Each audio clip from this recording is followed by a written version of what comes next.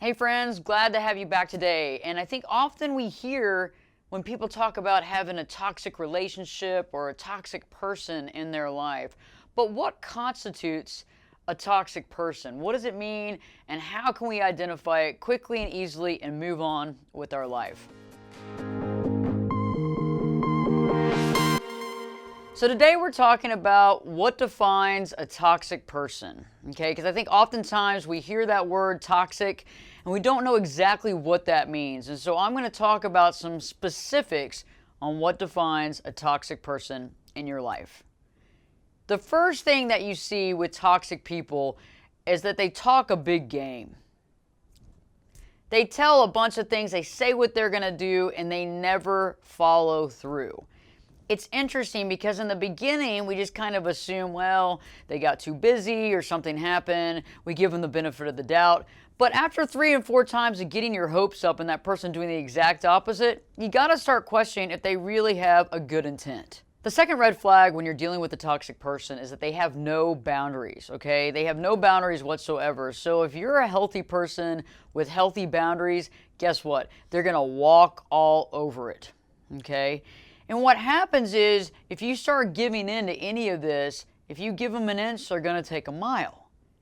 And when they're stepping over your boundaries, what's happening is they're probably making you feel uncomfortable.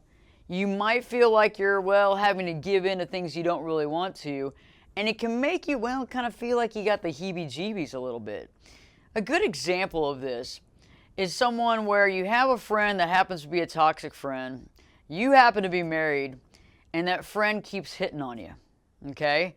How often and how much are you going to deal with it? How much room are you going to allow that to be? Are you going to give into it, or are you going to put your foot down?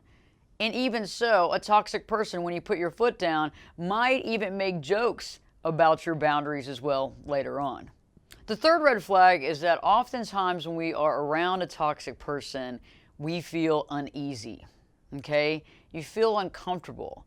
You don't know what they're going to say or do next. And so a lot of times when they're about to open their mouth and they're looking at you in such a way, you might be feeling tense, maybe a little overwhelmed because you're feeling that you're going to have to defend yourself. It's interesting when we are around toxic people because we feel it internally. And a lot of us want to act like it doesn't exist. We want to act like, it's no big deal. But our gut is telling us that we need to be on the defense, and our gut is also telling us that we probably need to run away. Number 4, toxic people often use the silent treatment to win in any argument, okay? It's easy to use the silent treatment because you're not ever commenting, you're not responding, so the other person is trying to defend themselves, trying to argue the situation, trying to get it out into the light and figure it out. But when a toxic person uses the silent treatment, they are using power over you and they are controlling the entire argument. And oftentimes that toxic person started the argument to begin with. You might want to check out my latest video on the silent treatment and how to diffuse it, because this can help you in this situation as well. One of the biggest red flags I find is that when you try to confront the toxic person on what they've done, they will argue with you and they will turn it around on you. You become the bad person. You become the person that started the argument or doesn't understand what they're trying to say. Somehow or not, they put it back onto you. And I know that when you start thinking about this in your memory banks, you remember there's somebody that you spend a lot of time with that never takes responsibility for anything they do, and every problem they have in their life is your problem. Okay? This is a significant red flag. And when you're dealing with this, you need to really step back in this relationship and define what you will deal with and what you won't deal with. Before I leave today, 3 quick caveats on the reason to spend the least amount of time you can with toxic people. The first caveat is that when we give our energy to toxic people, they suck all the good vibes from us. We start feeling kind of tired, maybe weak, and even sick.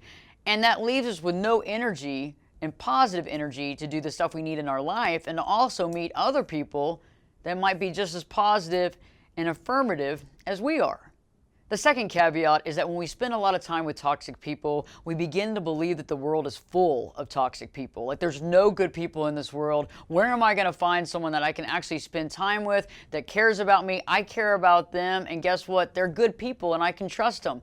So this is a big deal. When we spend time with too many toxic people, we begin to feel that the world is a bad place, okay? So you need to start cutting off these ties with these toxic people, because guess what? When we let go of the stuff that no longer helps us in our life, the people that can actually come into our life and help us, that we can benefit from, and they can benefit from our knowledge as well, can come in when we're not too busy being held down and manipulated by those toxic people that just want to suck our energy and use us for the good deeds that we do. And the last caveat is that when you begin to trust your gut, when you're around toxic people and you feel that uneasy feeling coming about, even when you're going to meet them, you might feel a little overwhelmed, a little tense, kind of, oh, I can't believe I have to go meet this person. Being straight up with your gut and realizing that and acting upon that and saying, you know what, I'm going to let go of this friendship. I'm going to put a distance between me and them, and I'm going to listen to that internal mechanism telling me it's time to get out of here. Your gut is going to get louder and louder. You're going to be more intuitive. You're going to be putting yourself in the right place more than often. And guess what? You're actually doing what's right for you, and your body and your mind will reward you for that. If you think you're in a relationship or currently are in a relationship with someone that is toxic, I hope that this video has helped you. Also, don't forget, I'd love you to subscribe to the channel, and I'd like you to comment in the comment section below and let me know of some of the awakenings that you had the last time you realized that you were surrounding yourself with a toxic person, and how you were able to exit stage right. Thank you so much for tuning in. I look forward to connecting with you next time. And don't forget, get rid of these toxic people in your life and continue to live your true life.